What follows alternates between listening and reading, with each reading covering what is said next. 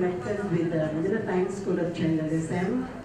I'm also the Dean of the ABCom Arts of Atlanta Redemptorist College, and a practicing media writes for various weekly publications and is the executive editor of the Southern Tagalog Herald. My question is for Dr. Julius Liano on his topic, Textile Research Development and Innovations. I was specifically interested, Dr. Liano, with that phrase that you uttered in one of the part of your PowerPoint, that textile conservation is still textile science. It is a science in itself. And you elaborated on the fact that there is a significant value that we should know that the dyes used, the material backup, wherein like for example, cotton sabaka was utilized for textile research conservation. May I know why is it that you strongly stress that textile conservation is also a science? Actually, it's in the context of it being dismissed as part of the arts. I mean, like, you know, it's just part of your usual non-material generating or creating field or realm. So sometimes science is always associated with the creation of new materials, but we never associate it with the conservation of heritage articles or artifacts. So in this case, we are trying to elevate the role of textile science as a discipline and as a pursuit. In order for us to touch base as well with its application to this, underserved sector. And we are fortunate because the National Historical Commission of the Philippines entrusted their funds to us. It's a good start to jumpstart the textile conservation efforts using our developed technologies towards textile conservation and even cultural preservation as a whole. That's why I had to stress, because it can always be blurred and decided being dismissed as this is just, an ordinary archival or archival work. Okay, thank you, Dr. Liano. A follow-up question is another question for our beloved director, CELIA ELUMBA of the Philippine Textile Research Institute. Ma'am, binanggit niyo po yung kahalagahan Tela Pilipinas, gawang Pilipinas, galing Pilipinas, and you're looking forward to out of the industry, magkakaroon po ng matatag na ginhawa at panatag na buhay ang mga Pilipino. And there's a part of it that nilagay niyo po sa eksena na may kahalagahan din po sa punto ng gawang-gawa ang textile industry. May we know that if ever you had an effort to give a share of whatever the textile industry have done to the evacuees of the recent Taal eruption. Ay, salamat, Divine, for that question. Alam mo, pinag-uusapan namin yan. Nandito ngayon ang ating regional director ng ating Region 4A. Pinag-uusapan namin kung anong klase maitutulong namin. Particularly, interest namin, alam mo yung ating therapeutic handloom, the Tela loom. The Tela loom, we're thinking would be a very good mechanism kasi naririnig na natin yung mga cases or stories of depression kasi meron tayong evacuee syndrome. And in this instance, hindi siya necessarily pangkabuhayan kung hindi for better mental wellness or psychosocial health. Pangalawa is yung expression of creativity, yung the fact that you can do something very concrete with your hands. Tapos yung output, kung maaari mo siyang magamit or maging siyang source of livelihood, yun ang added value for this also. So, hinahanap natin yung pagkakataon na yun, pinag-uusapan namin ngayon. Ang aming pang isang panawagan dito, which is going to be fantastic, is kung mismo sa region, doon gagawin yung handlooms kasi nasa akin ang disenyo. Pero yung mga manggagawa, instead na manggagaling pa sa Maynila, baka rin naman maaaring mayroon din gagawa ng taga doon. I mean, with all due respect, ang partner namin sa ating fabricator dito is nandito rin po. We're very grateful that they have taken this on. They also have a social perspective, yung Danny Lins, mamaya ibabahagi nila sa atin. Pero sa Taal po, ang hinahanap natin is more of that psychosocial support that will also have livelihood possibilities. Thank you very much, Director. I still have some questions that I'll bring them later to give chance to the other media practitioners who are also here. Thank you. Salamat sa inyo. Thank you, Divine.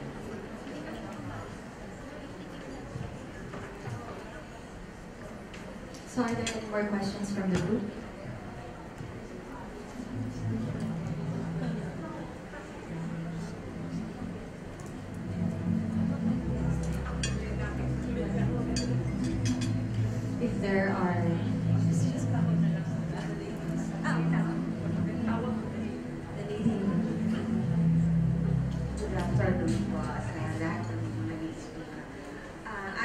po, nandiyan yung 101.5 big radio sa Grupo Mas Batangas po.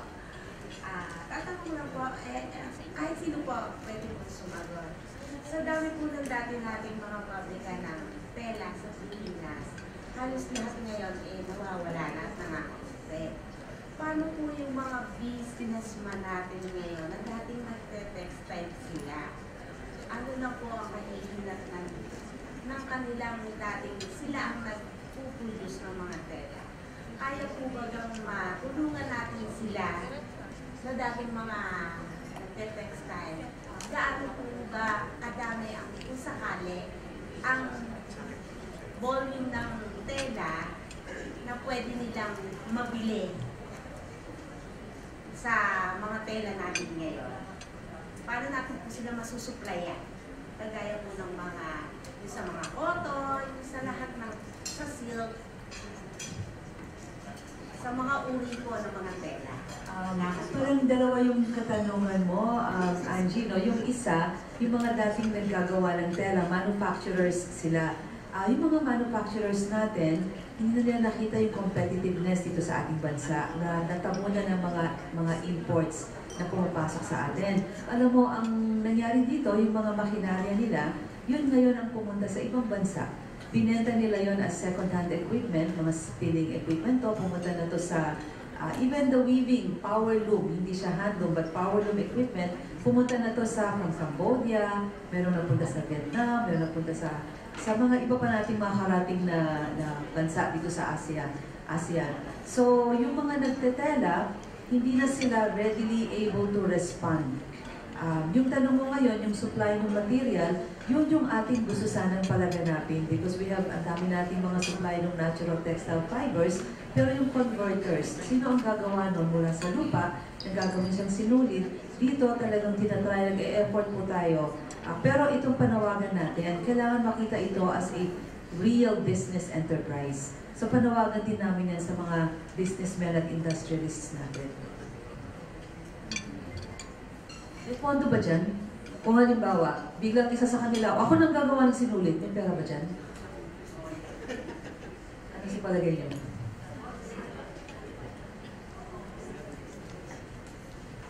Actually, yung for the BIST and Cradle program. Sa BIST kasi, technology acquisition yan, equipment, software, or hardware. Okay. So for our, tandaan natin na yung equipment for BIST na i-acquire is for R&D activities. Kasi gusto natin na magkaroon tayo ng R&D-based industry. Kaya yun yung pinupush ng DOST doon sa mga tulad ng programa na Cradle at BIST. So, whatever problem kunyari ng company in terms of process, new product development, pwede natin yung i-apply sa Cradle. R&D activity din yun para masolusyonan natin yung need ni company through the research naman ni academe. So, yun yung collaboration. And then, yung BIST naman sa sinasabi is that they take in mind that equipment will be used for R&D but not in your operations. Kasi mag-umpisa yung competitiveness niya, mag-umpisa yan, yung innovation niya, mag-umpisa yan sa R&D. And that's the reason why yun yung inuumpisahan or we are actually imploring the industry to do R&D. So yun po, meron tayong funding for R&D, yung mga equipment natin at R&D activities for our private companies. Sa regions din po, meron tinatawag silang set-up program. Kung yung pong company nyo is aligned with yung gusto nyong equipment na i-acquire, it could be funded under the set-up program. It's a soft loan po. So wala siyang interest and it's payable in 3 years. So, importante lang po doon is existing na yung company nyo for at least 3 years. So, ito po is, you have to directly coordinate with our regional offices in the different areas in the Philippines.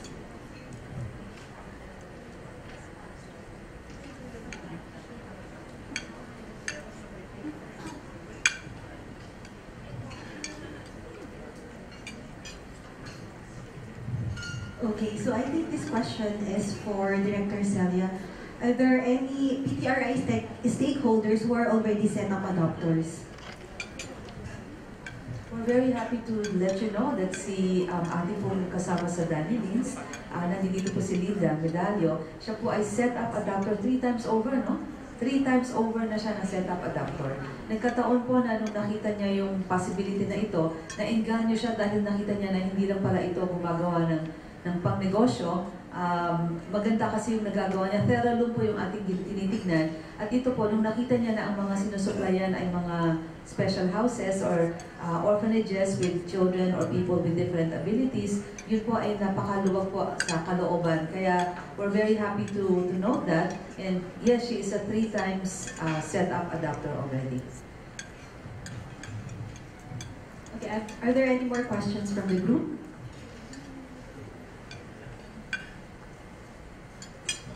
Good afternoon, hi ma'am and sirs.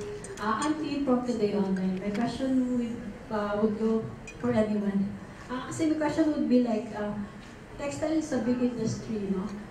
Would you know if how much percentage is the textile industry is contributing to our national economy? That's a huge question, I would suppose. And my second question is that, what is the state of our, mostly we are introducing a lot of technologies that there were also the wearable technologies that has been mentioned. So how do you see this forwarding? I mean, we don't have any more some manufacturing, as you said just now. So that's my question. Thank you so much.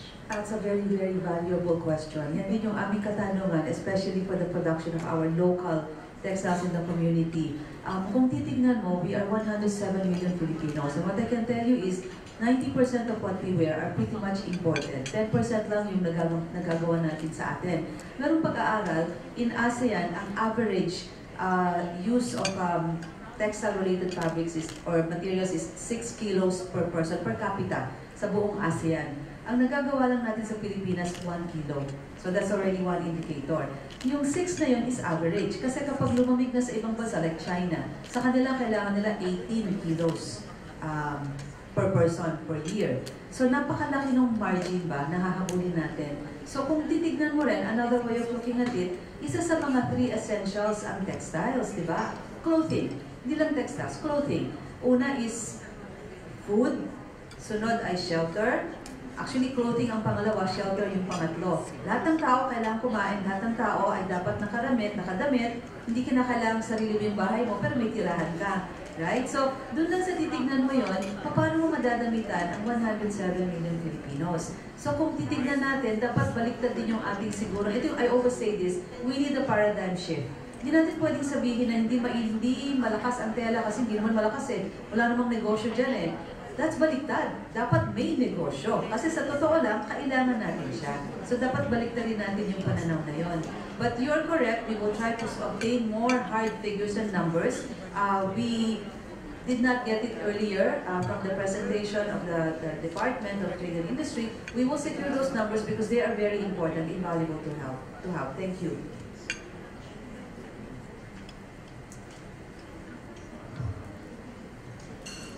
So are there any more questions from the group?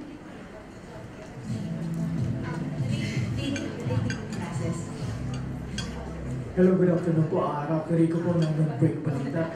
Mama, I just want to follow up yung nangyari sa Bawan. Yung nagkaroon po ng launching doon. Kumusta na po siya? Nag-ooperate na ba?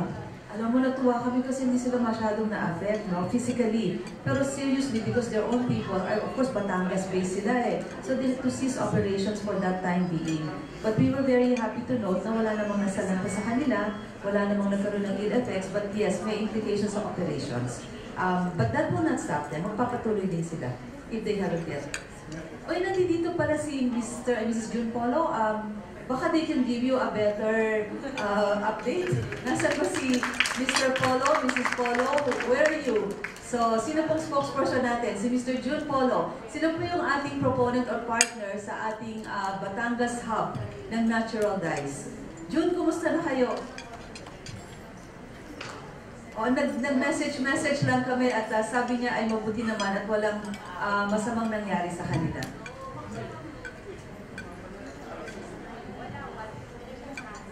Magandang hapon po. nagkaroon ng eruption, huminto po kami for 1 week. Dahil unang-una yung ashfall, pangalawa yung tuloy-tuloy ang pagyanig ng lindol every 5 minutes. So yung mga tao hindi natin mapwersang pumasok. So we decided to close the shop for 1 week. Ngayon po, back to normal. Bawan is full of evacuees. I think mga 14,000. I think 50% bumalik na. Yung 50% nandun pa rin sa Bawan. So, I'm happy to say na we're back to normal. So, give us ample time para magawa namin yung lahat ng bagay. Salamat po. Salamat po. Thank you very much. Yes, please. Yes.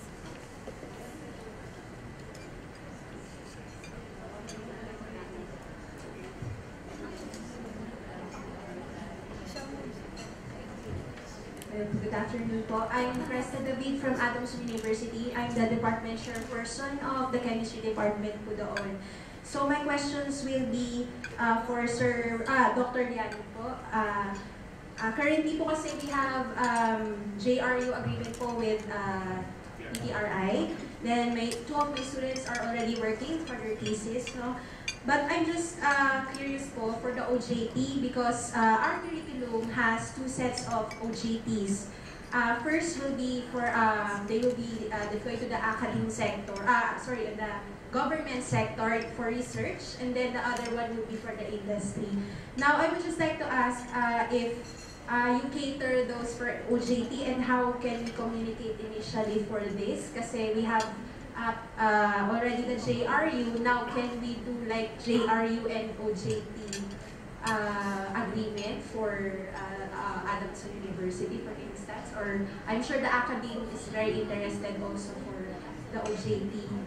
Yes, we handle them separately, but yes, in different situations, like for example, for Adams University that you have an existing JRU, it can always be integrated, mga package deal, combo meal type ba.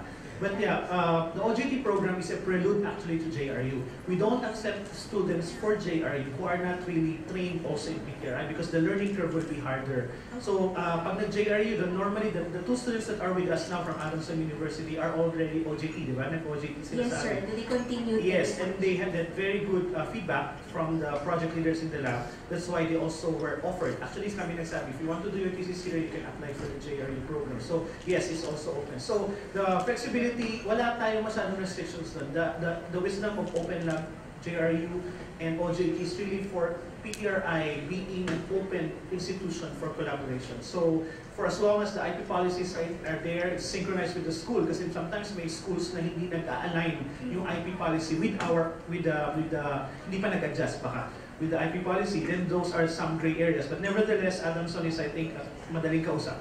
That's why we are already way ahead with Adamson University. Alright, thank you, sir. And then how about for faculty immersion, sir? Do you conduct those for PTRI, faculty immersion? I think the regular training programs of PTRI would all be very much applicable for sa inyong for faculty. So may kung specialize it depending on the specific competency. For example, I think I mentioned a while ago, I don't know if I did in front na we don't have a formal BS textile engineering anymore. Mapuwa used to offer that. But then we just have to consolidate those efforts kasi itong mga skills on spinning, the trainings ng mga tao na nasa PTRI nyo, nakapila na lahat yan for retirement eh.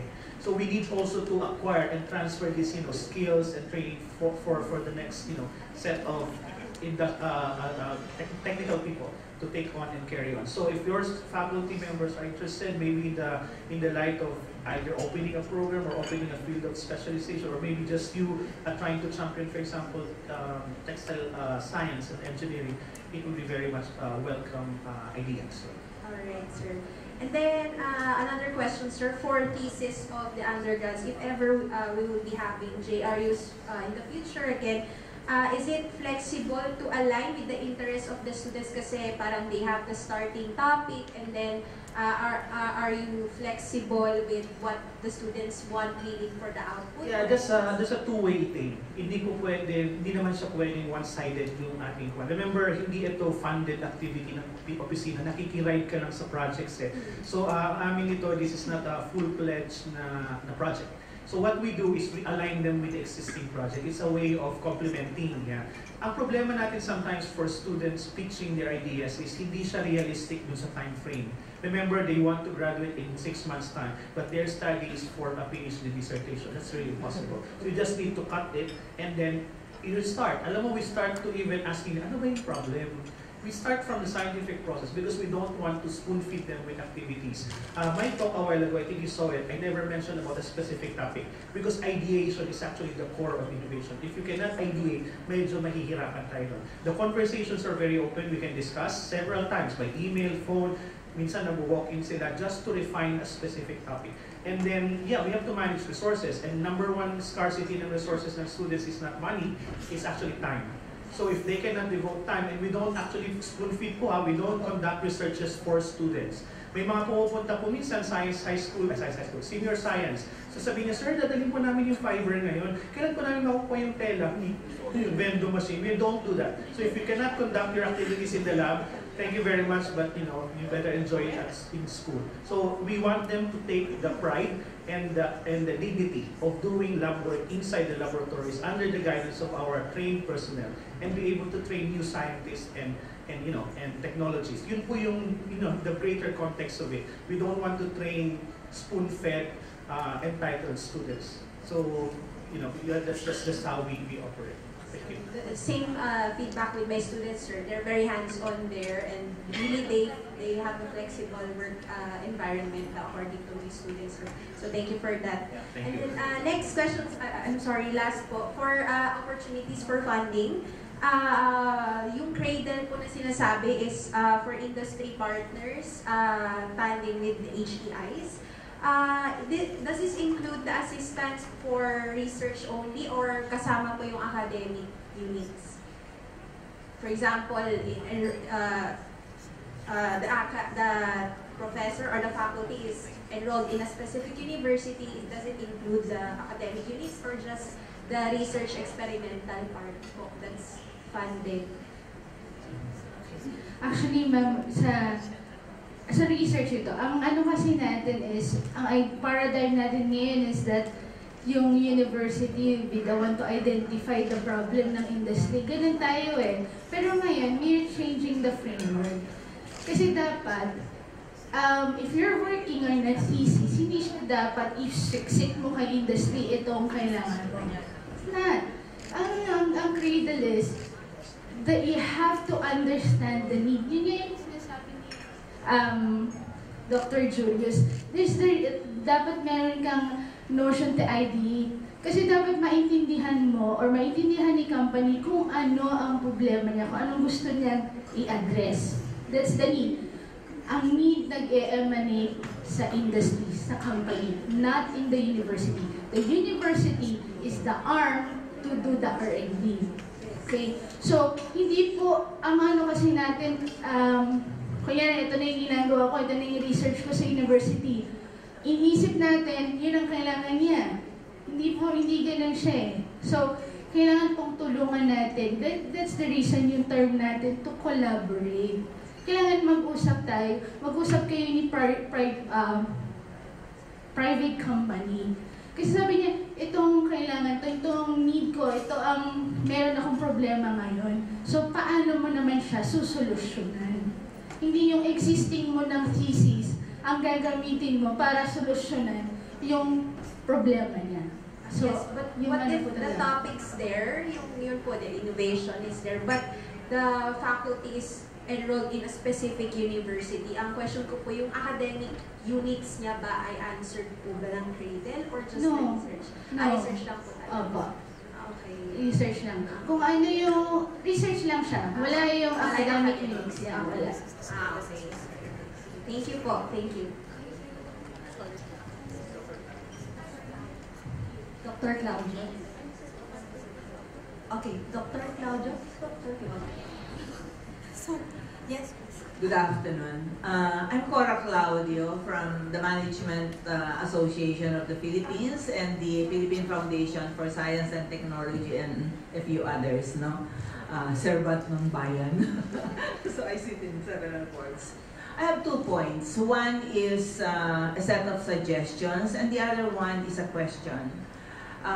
First is, my favorite story is that when we go around launching our science centrum, we have 7 mobile centrums that go around the country that we lend to LGUs or state universities. I always try to conduct a survey of the participants, and these are mostly the young ones. No? We also have young ONCE ones. No? And when I ask them, what do you want to be when you grow up? What do you want to take up? 60% of them say they want to take up criminology. Okay?